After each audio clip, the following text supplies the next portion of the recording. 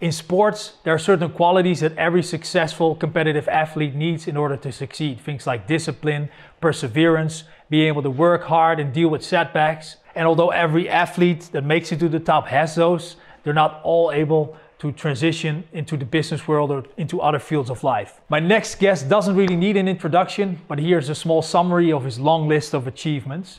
Jimmy Pedro is a judo world champion and a double Olympic medalist. He was the first ever American judoka to be inducted into the International Judo Federation Hall of Fame. Besides many achievements and honors, he was chosen Player of the Year by Real Judo magazine for 4 times. Jimmy holds a 7th-degree black belt, and as an Olympic coach, he was directly responsible for multiple Olympic champions, including Kayla Harrison, Travis Stevens, and Ronda Rousey, who later became a UFC champion. Today, he's the president of Fuji Mats and the vice president of Fuji Sports, 2 hugely successful companies that are doing 8-figure revenues and who are not only successful business-wise, but are also helping people all over the world, competitive athletes and sports teams, to work towards their dream. And looking at Jimmy's mindset and drive, he's only just getting warmed up. So without further ado, here's my next guest, Jimmy Pedro.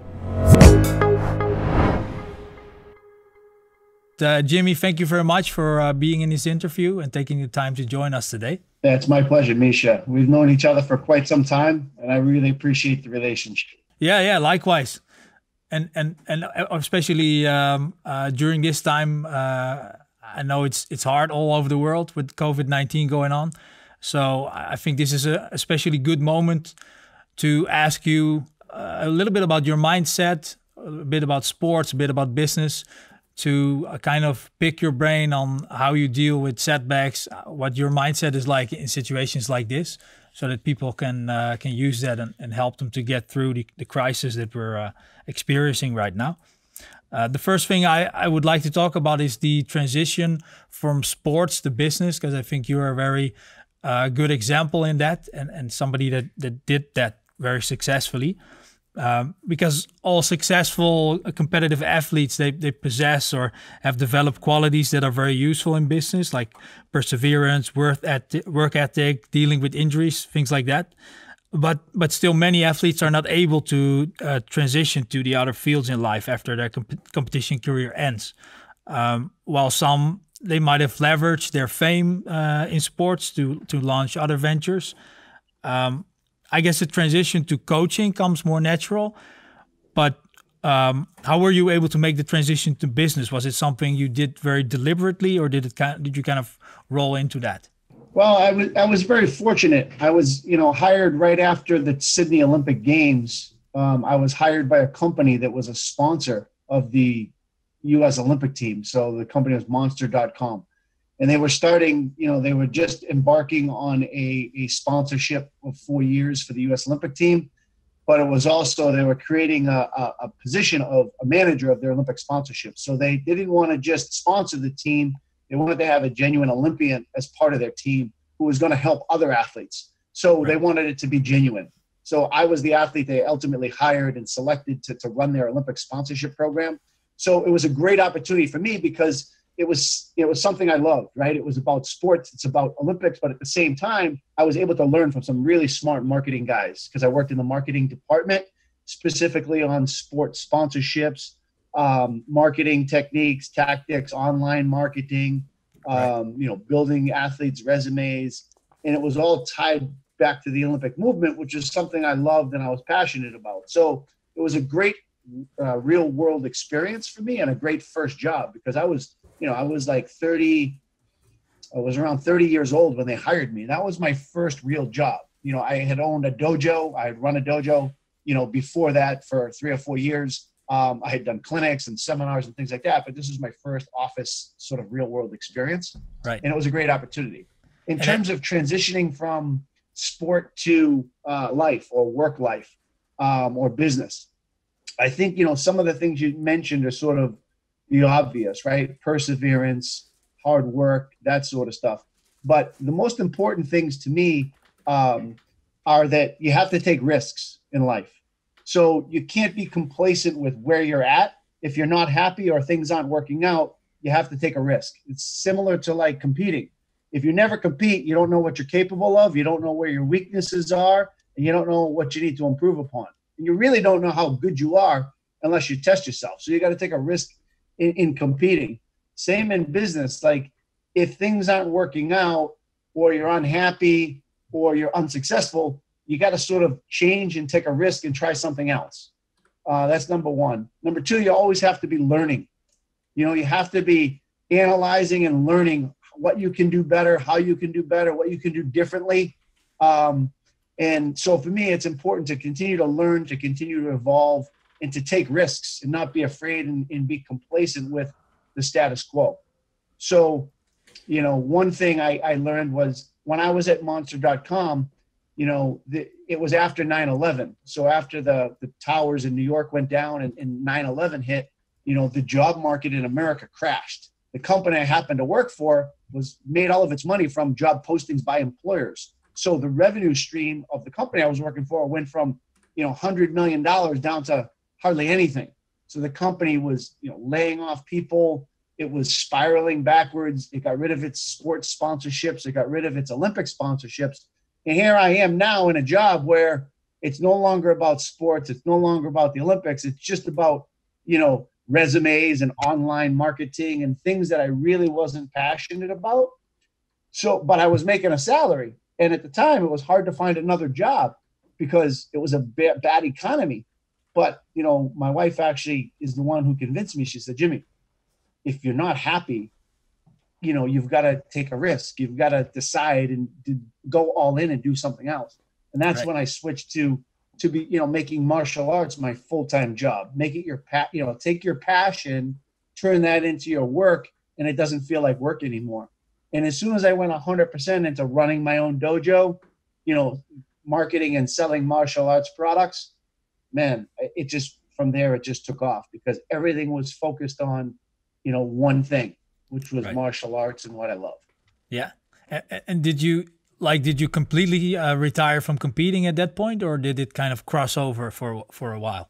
So when I left, Monster.com was after I retired as a competitor. After the 2004 Olympic Games, they supported me through the 24 Olympics. They gave me a flexible work schedule. You know, I represented the company, you know, as a brand ambassador. And then I went back to work for about 6 months after Athens. And that's when I decided to leave and make martial arts my passion and my business. Yeah. And how was it for you in the beginning? Obviously, doing business must have been exciting, but how was it for you, the feeling of being retired from competition? Were you also like, okay, it's good now, it's done? Or did you look back at that a lot? How was that for you? I mean, I left the sporting arena fulfilled. I finished, you know, on the podium at the Olympic Games in 2004. I won a bronze medal in the Olympics. I was 34 years old, so somewhat older as a judo athlete. And I had been doing on the national scene since I was 17. So I did 17 years of international travel, international competition, competed in 4 Olympics, you know, was world champion. I had accomplished almost everything I wanted to in the sport, right? I wanted to win a gold medal in the Olympics. That didn't happen, but 2 bronze medals, I was able to retire content knowing that I gave it my all. My last competition was a success. You know, anytime you can win an Olympic medal, it's a successful finish. Yeah. And so I could rest at peace. You know, I could leave and retire at peace. And at the time I was somewhat older, you know, and my body had a lot of miles on it. So it was time to sort of move on and go on to that next phase. Yeah. I was ready. And then naturally I made a transition into coaching. You know, naturally from that point, you know, I really put some focus at home on my dojo on preparing the next generation of elite athletes. The United States Judo hired me to look after our most talented youth in the country and to develop a program to groom them for success. And so I spent 8 years taking the next generation around the world, you know, and getting them ready for the 2012 and then the 2016 Olympic Games. Amazing. And it's just an assumption, but I would really like to know from you.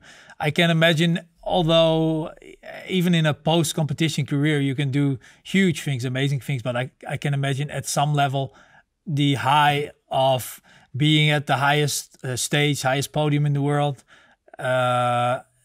it's hard to trump that feeling. How do you ever feel like that? Or is it like, no, there's is one thing and I can do a lot of other things later on?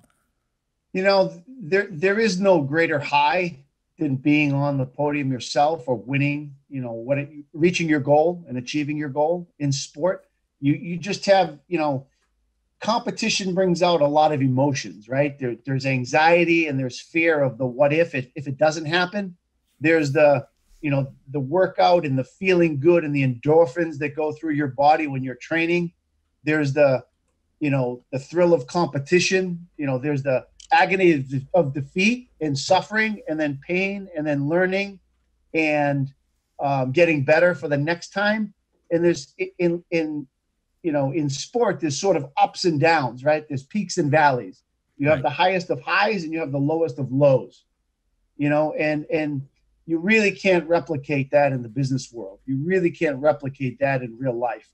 You don't no longer have those adrenaline rushes. Yeah.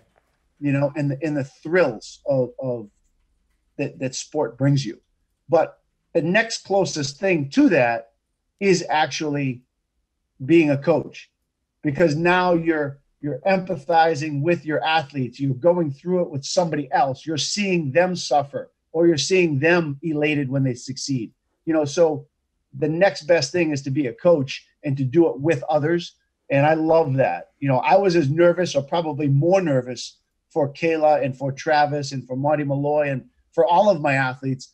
I would get more nervous than they did, because ultimately as a coach, you don't control what happens out on the mat. It's up to somebody else. You're the sort of puppet master trying to make it happen. But throughout the day, you never get any adrenaline out. You're nervous the whole day. Whereas when you're a competitor, once you step out on the mat, you start competing, you start sweating, the nervousness goes away.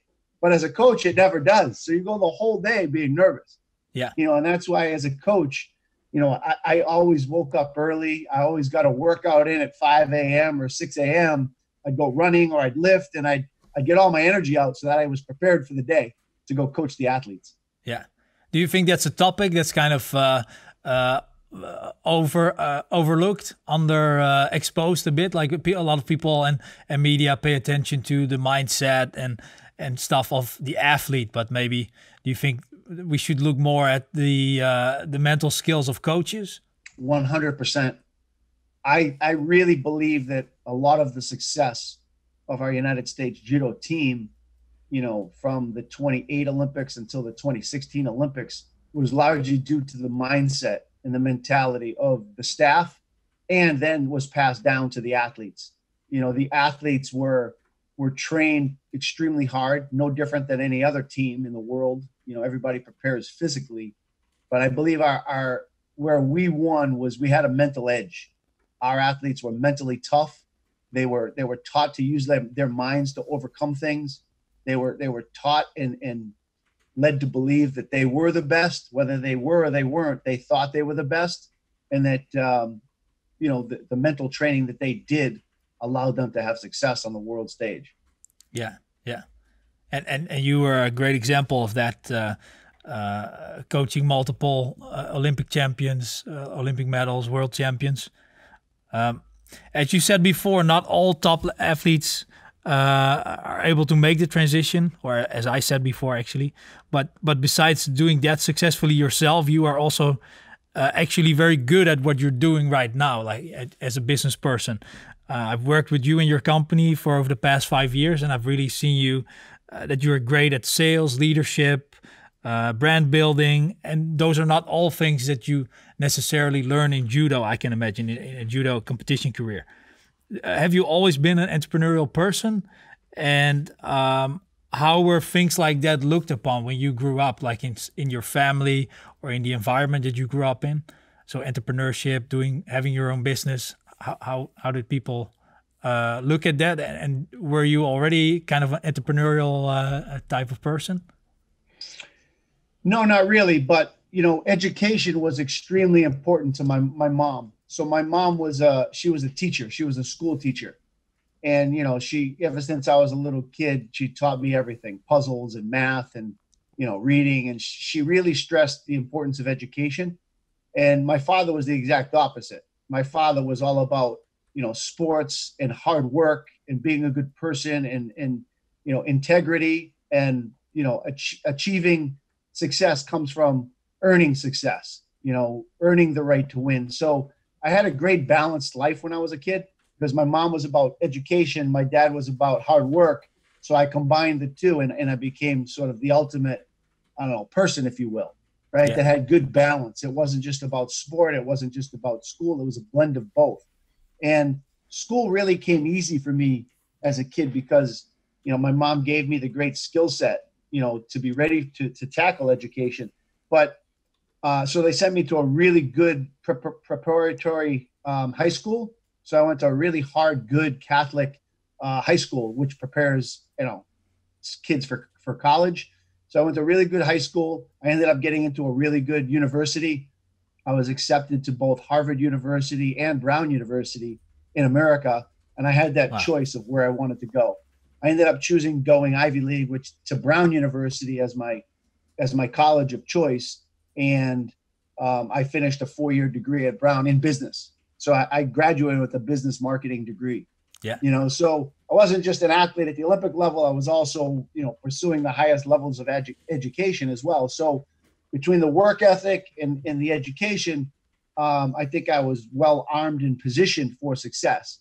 As far as being an entrepreneur, that my father was a firefighter. My mother was a school teacher, work government. Have that family, my dojo, for 30 years, and he never made any money from judo. Any money he made, he put back into the team, into the kids, and travel. And he wanted to produce the best athletes in the world. That was his agenda. Yeah. But I said, why not both? Why can't you run a great school, produce champions, and still make money along the way? There has to be a way. So I learned from, karate, taekwondo, some of the best business guys in martial arts. I paid consultants to help me restructure my dojo, help me write my curriculums for my school. I really took the business mindset and applied it to my judo academy. And as a result, I went from a club that always had about 60 athletes or 60 judoka doing judo to over 200. Now my dojo had, before coronavirus, I had 260 enrolled full-time judo members at my academy, which for a judo dojo, that's phenomenal. That's a really high number, right? Especially for a very obscure sport like judo in America. So we were doing some great things, and we continue to do some great things. And now we've adapted, we've evolved. We have a full schedule of classes online for our students.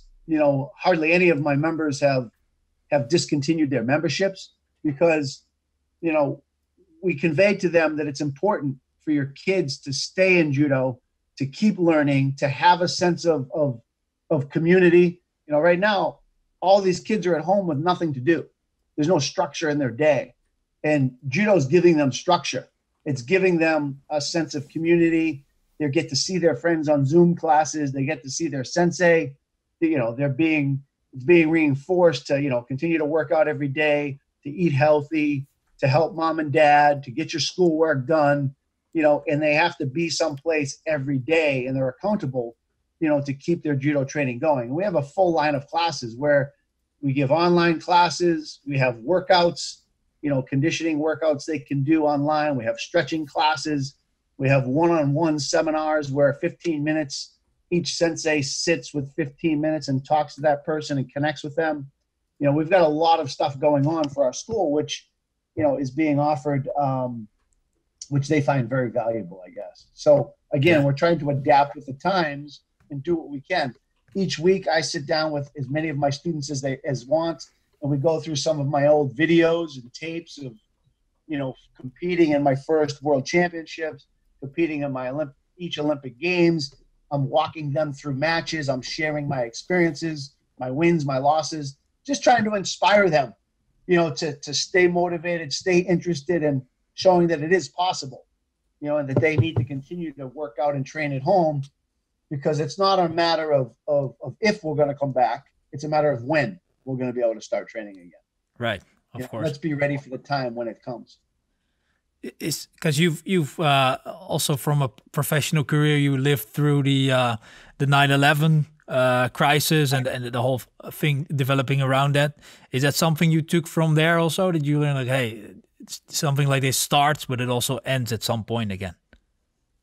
Yeah, you know, the hardest part with 9/11 compared to COVID-19 is that, you know, it was pretty much a domestic incident, right? I mean, 9/11 was really about, sure, it was ISIS and it was on the other side of the world, but, you know, it was all about USA and it was New York based. You know, even people in other parts of our country, it affected them. It affected everybody in the country, but it was localized in New York. Yeah. And at the same time, you know, you could be around other people. You could still go about your daily life. You know, you could do other things to forget about what's going on, right? Right. But yeah. COVID-19, you can't go anywhere. You can't do anything, and you can't socialize and interact with other people. It's the strangest time that I've ever been a part of, because humans are very social beings. We get enjoyment and benefit about being around others, sharing laughs, telling stories. And when you're in your house and you can't interact with anybody, it feels very weird, you know, as everybody in the world knows. Yeah, yeah. Well, I'm very happy we have this opportunity to interact over Zoom. My next question, you kind of answered partly already, in that you that education has played a very important role in your life. If we look at the nature versus nurture question, do you think it's balanced the same way in business as it is in judo? What do you mean it's balanced? Like meaning, I would also like to hear your vision on that. Like, what part of becoming a successful judo athlete is genetics, and what is talent? What is so which part is talent, and which part is taught, which part is learned? And do you think it's balanced the same as for a judo athlete than as a successful entrepreneur, a successful business person? The distribution between those two facets? I think for sports, I think for some sports, you have to be born genetically, you know, to do them. Obviously, if you're a world-class sprinter, you know, I think you have to be born with fast twitch muscles and you have to be genetically, you know, ready to do it. Because regardless of how much Jimmy Pedro trains in track and field, I'm never going to run a sub 10, you know, a sub 10 second 100-meter sprint. It just, right. I wasn't genetically born to do that. Like, it's not even possible for me to get there. I can improve my time. I can get as fast as possible, but I'm never going to be that. So some sports, I think you're genetically predisposed to do them. I think a grappling art like judo or jiu-jitsu, I think that's nurture. You're not born that way. I think that can be a learned skill, a learned talent. And, right. You know, people that are willing to put in the time and train and work really, really hard and learn and develop can get and reach the top. I really can. I don't think that's genetic, you know? So, and then even, you know, I don't know how many of you have been watching the Last Dance, you know, with Michael Jordan and the whole right. story about, you know, his story, the 10-episode thing that they have going on right now. But you look at what a competitor Jordan was, you know, sure, he's very athletic. He was a very athletic guy, but he was really, really skinny, you know, skinny kid, not very muscular, you know, great talent. But one thing that he did more than anybody else is he worked. That guy willed himself to succeed. He would not accept anything but success, you know, right. And he always found something to motivate him. If the guy smirked at him the wrong way or made a comment that rubbed him the wrong way, he made it his personal mission. Even if he had to wait a full year till the next finals of the NBA championships, he made it a personal mission to prove that other person wrong through hard work. And, you know, so I think that success in athletics in most sports, not all sports, can be from nurture.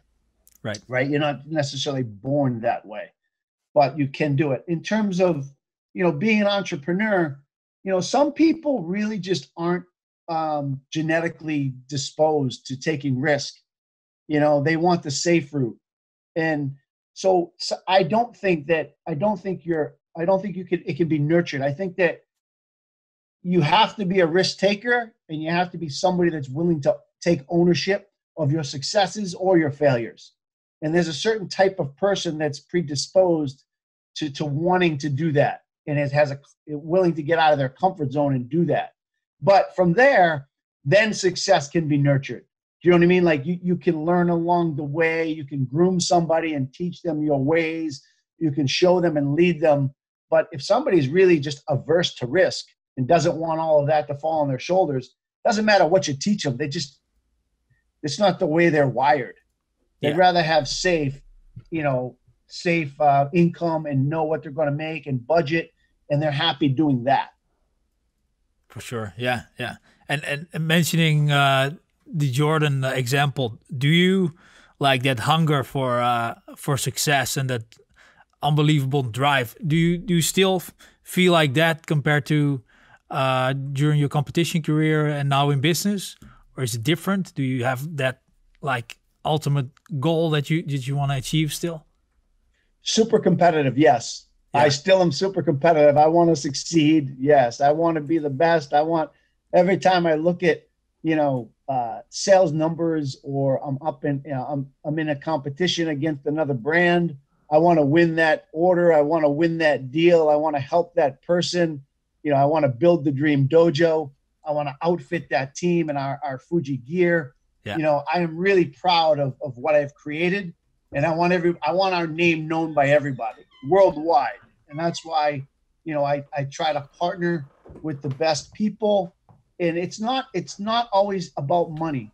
In fact, it's rarely about money, because I know that if I help somebody achieve their dream, whether it's their dream dojo and they get to open a beautiful facility they've always wanted, or I help them outfit their team in really cool gear, I know that I've helped that person, and they remember that I helped that person.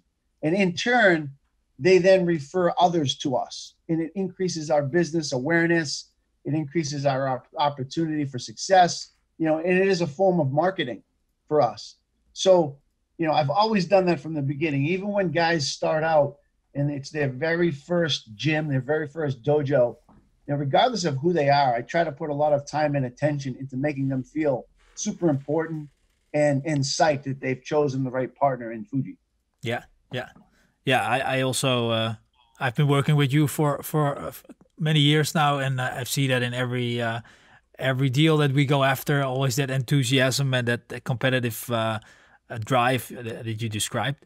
Do you have some kind of ultimate goal in terms of business right now, like some big goal that you want to work towards? Let's say 5 years, 10 years from now, is there something that you're really aiming for?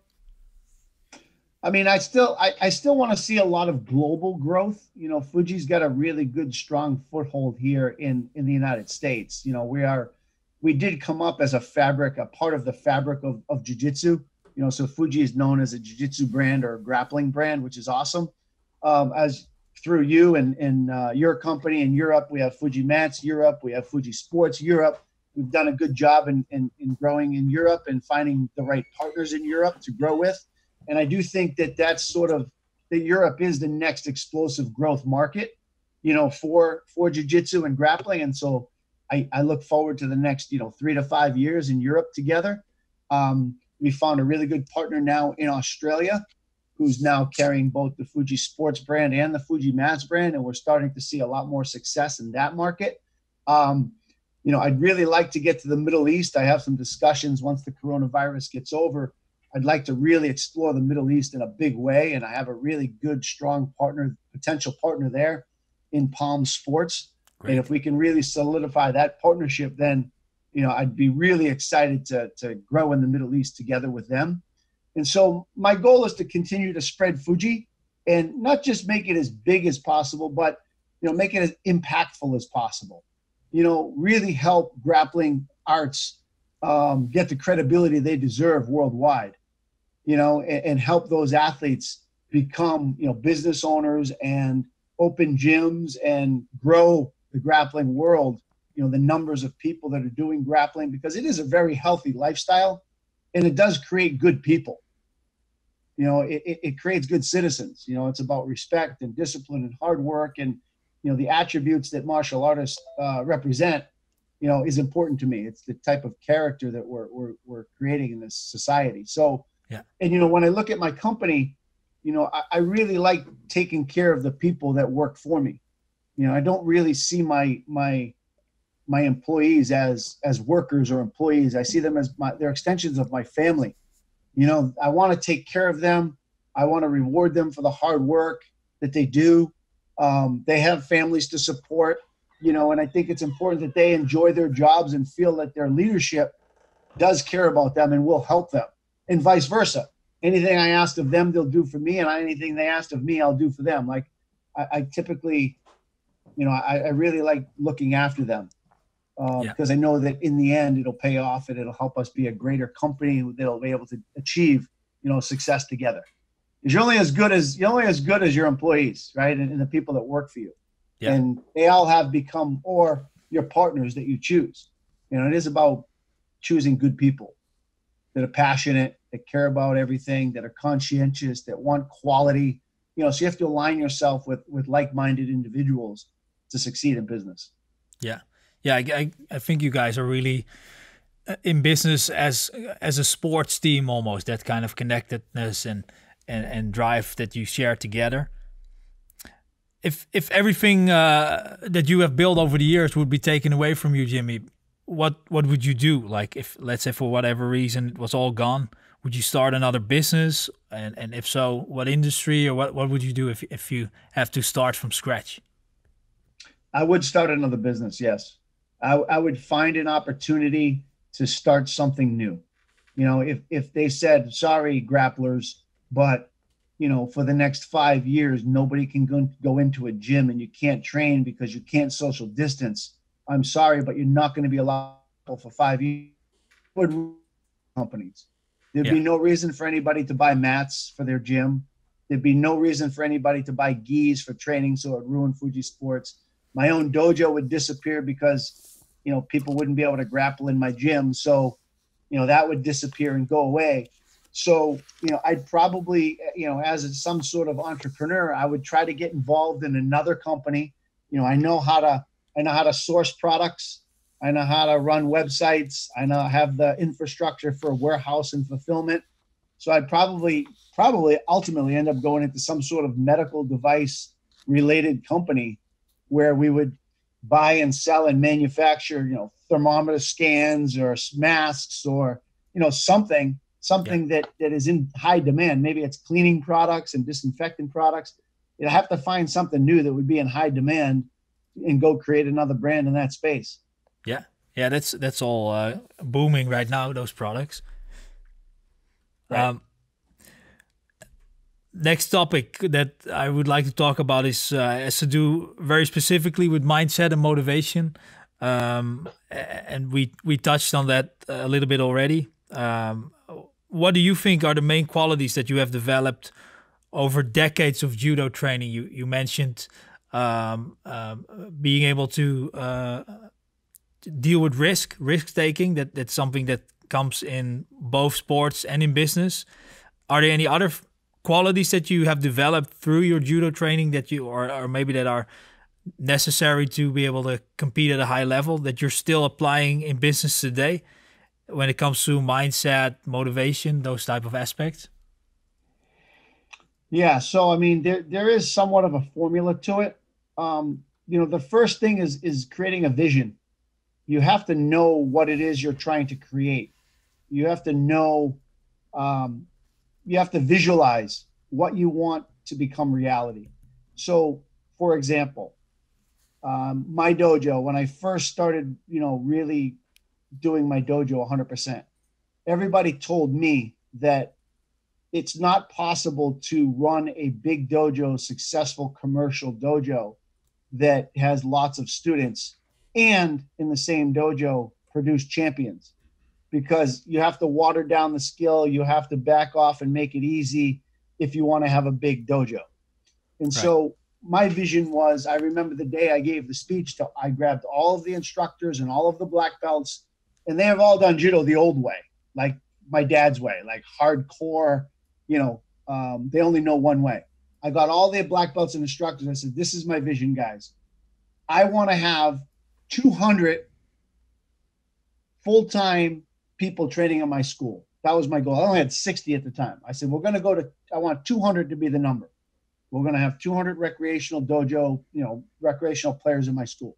At the same time, I want to have the best junior competition team that exists in the United States. And I want to produce Olympic athletes out of this same facility. You guys are going to help me. Here's what I'm going to do. I'm going to create a curriculum. I'm going to ask each of you to select novice, intermediate, advanced of which curriculum you can teach and specialize in.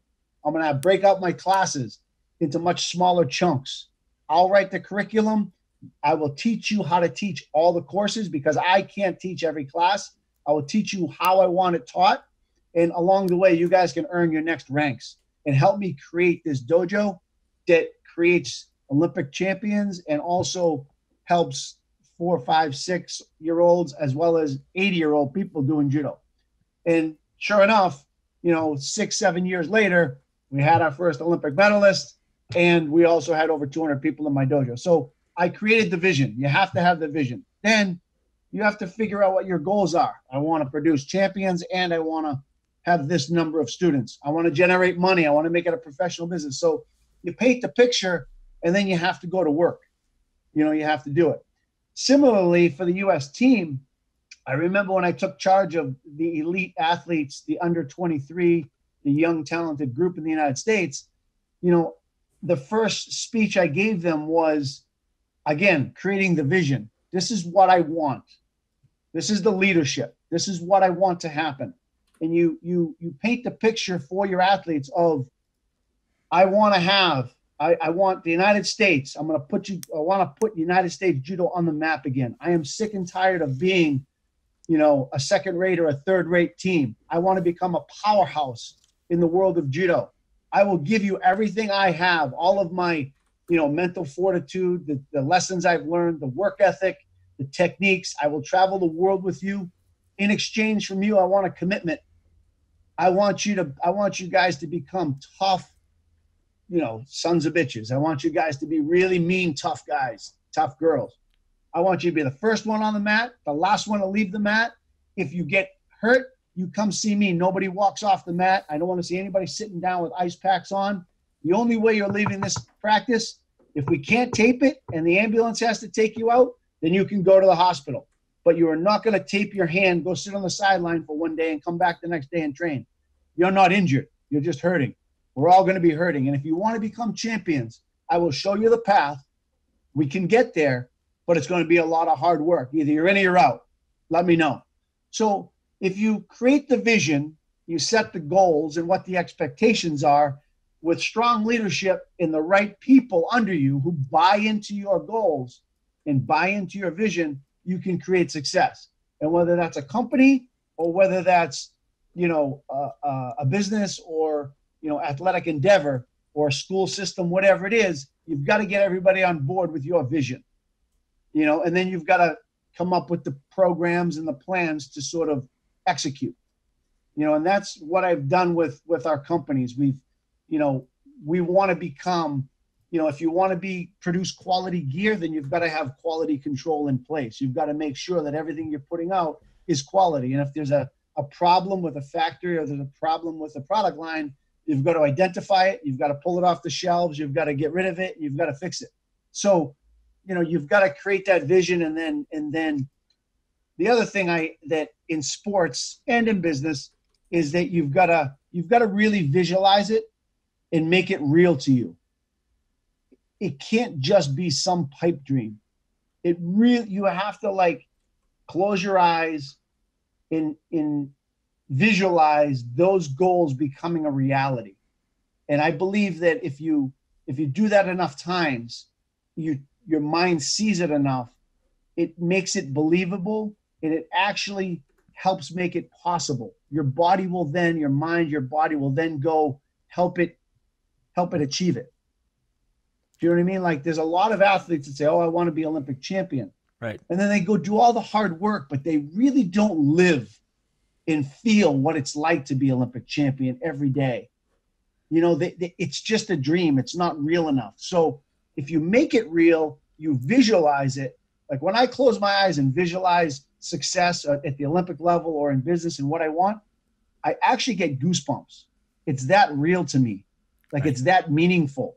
And when it becomes that meaningful to your mind and you're passionate about it, then the work will get done. And that's your motivator.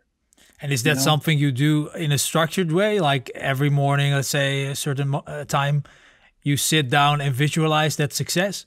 Or is it something that just comes naturally throughout the day randomly? I don't do it in business. You know, I don't do it every day in business because I know what I know what I want to create. I know what I want. But in sport, yes. Yeah. Like I think when it's, right now we're in a tough state, right? Right now, the important thing is to stay positive. The important thing is know that we will prevail, have the attitude that we are going to get through this. We are going to survive. We're going to figure out how to cut costs. We're going to take care of our employees. We're going to make sure they're looked after. We're going to work with our vendors. We are going to get through this. We're going to, find creative ways to come up with new ways to drive revenue, new ways to help customers. We have to change the way we do business a little bit, but we are going to get through this. And once we do come out the other side, we're going to be stronger because of what we went through together.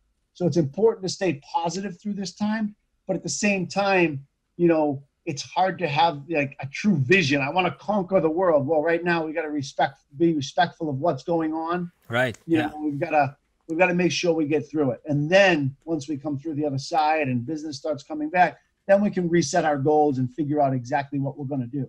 Yeah. So I don't get up, I don't visualize that every day, but it's always in the back of my mind that that's what I want. Right. Yeah.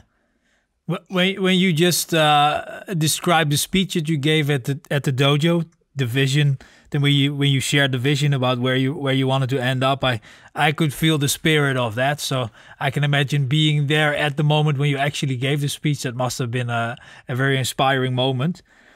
I was sorry. The kids tell me, when I spoke with them at that dojo about, what I wanted my Pedro's Judo Center business to become. And when I spoke with the elite athletes about putting United States Judo on the map, they all remember that day very clearly. And I say, Sensei, that moment for me was a wake up that if I wanted to be a champion, I needed to commit, I needed to follow, and I needed to do. And, it's amazing because, in the 2016 Olympics, U.S. team finished 5th in the world in the sport of judo. We only had 5 athletes compete at the Olympic Games, and we took 5th in the world. I mean, there were teams from France, Japan, Russia, et cetera, that had full teams, 14 athletes competing. We finished 5th in the world with 5 athletes, and a budget that was, $500,000 is the whole budget for the United States judo team at all levels, including coaches' salaries, athletes' salaries, development opportunities, junior judo, and our travel budget. That's $500,000. I mean, there's some countries that have budgets of $10 million and $20 million per year that we're up against. Yeah. And, so what we accomplished was truly amazing, and after the Olympics, the Russian Olympic team, they had 3 gold medalists at the 2012 Olympics. After that Olympics, they came to Boston and said for a month, just to learn the culture, see the dojo, experience America, learn English, etc. They came to my dojo and they're like, where are all the athletes? We said, this is our team. This is who we train with.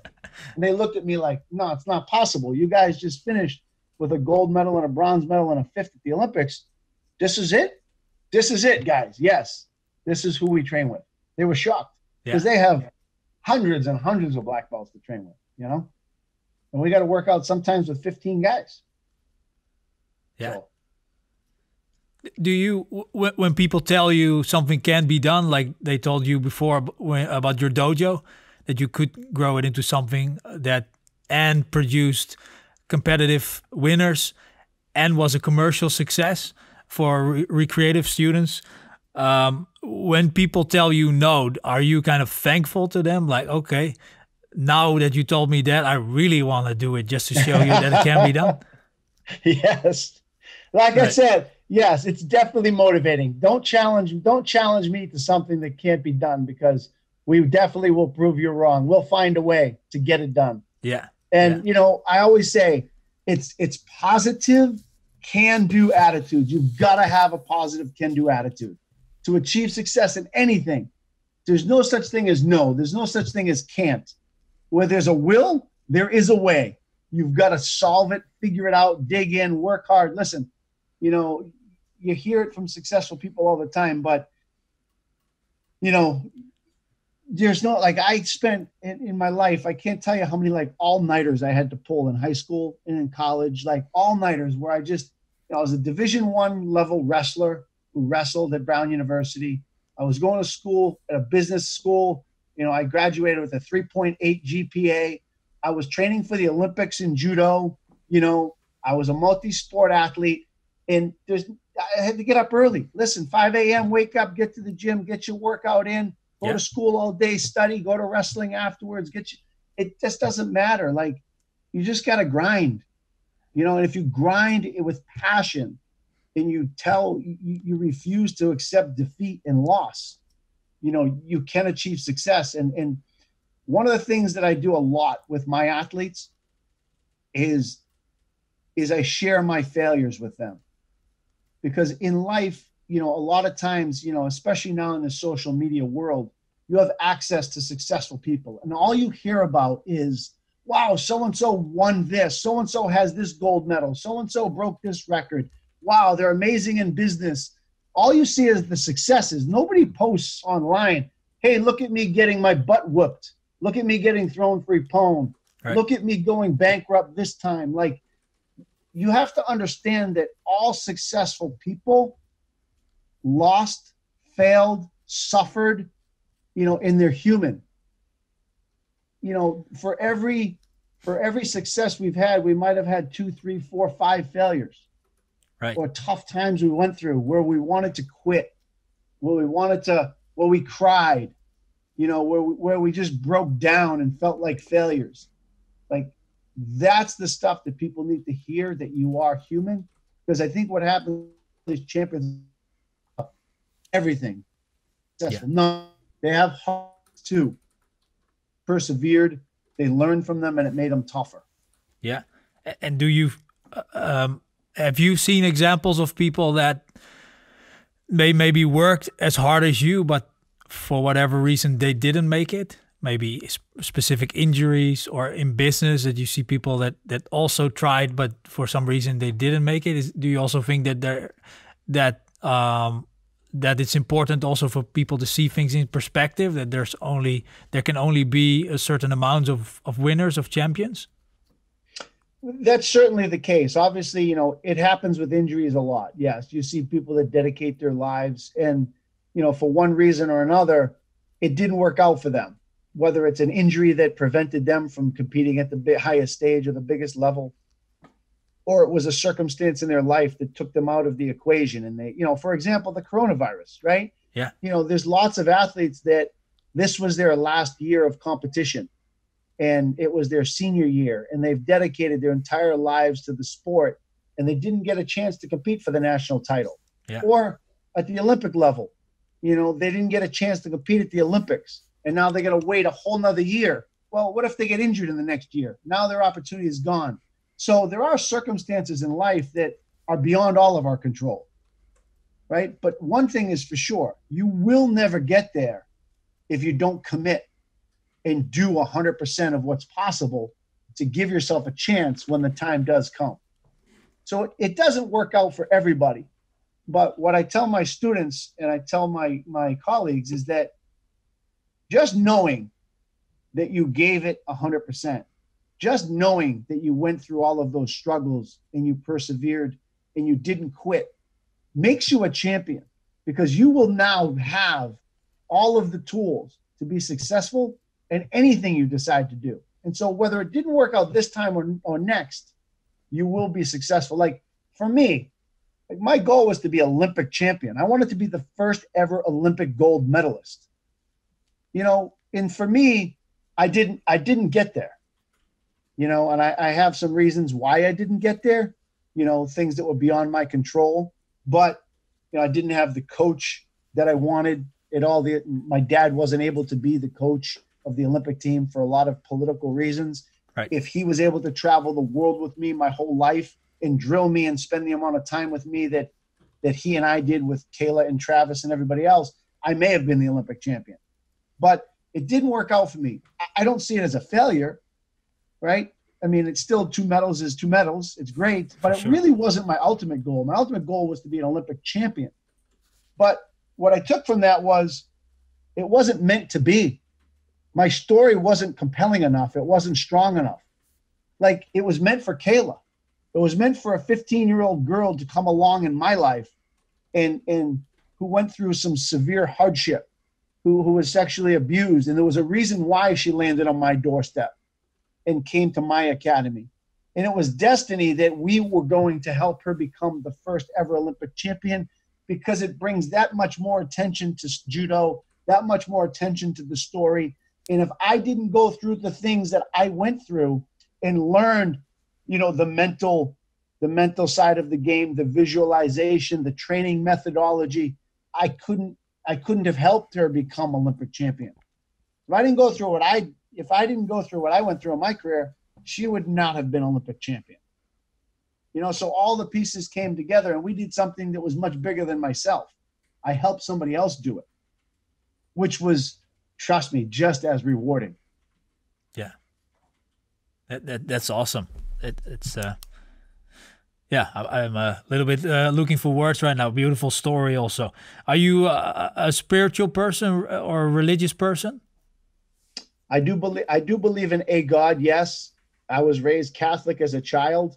I'm not somebody who goes to church every Sunday, but I am somebody who speaks with God often and who prays and who, you know, wishes and you know, prays for health and safety and success, and, you know, who gives back. Yeah. But I do believe in a God. And again, I you know, it's hard sometimes. Some things happen in this world that just aren't fair, you know, and you question and you often wonder, like, how is that even possible? Yeah. If there is a God, how is it even possible, you know, that they let this happen, or he or she let this happen? But I think having faith in something greater than yourself, it is important. And I think there is a being that helps us and guides us. Last question. We've already talked about it, but maybe summarizing, what would be the #1 advice that you would give to young athletes as well as young aspiring business people or entrepreneurs when it comes to developing like a winner's mentality and a successful mindset? Just believe in yourself first. Believe the impossible is possible. Believe that you can achieve anything. Don't be afraid to take any risks. Know that you're going to fail and that you're going to have to work really, really hard and learn from all of your mistakes. Don't be afraid of anything. Success cannot happen if you don't take chances and take risks. You know, and I look back on my career, you know, there were many, many times where it would have been easy just to say, I can't be a gold medalist, so quit. Like, don't worry about fighting back for a bronze. Don't worry about, you know, finishing 3rd on the podium. It doesn't matter. Like, there were many times where all of the odds were stacked against me to be successful, but somehow I found a way. Somehow I never quit. Somehow I always stepped up and took on the challenge. So, you know, have an entrepreneurial mindset. Believe that you can achieve anything. Don't let anybody tell you can't. You know, just dig deep, figure it out. Figure out a ways for success. Surround yourself with other successful people. Like, to me, that's the never quit mentality. You know, never throw in the towel, and always just, you know, persevere. And I know it seems cliche, but, you know, success doesn't happen overnight. You know, it doesn't come quickly, and it does take a lot of character to get there. Yeah. You know, you're going to have a lot of battle scars and a lot of battle wounds and a lot of times where things seemed unfair. Thanks so much, Jimmy, for sharing that. I definitely feel that's an important message, especially now for young people in a Instagram, social media world where people try to show themselves as very successful in different ways, beautiful or rich or muscular or whatever. But of course, it seems like those things happen overnight, but it's important, I I think also for people to understand that that takes time, and you just need to keep building on your dream and on your successes. Sorry. I think that the other thing for the social media crew and stuff like that, you have to realize that I say this all the time. I don't get any enjoyment whatsoever out of social media. I know it's very important for business, and I know you have to be plugged into social media, and you have to be relevant, right, and you have to be present. But I find zero enjoyment of looking at social media and following people and doing that stuff, because it's not real. Everybody always shows their best face.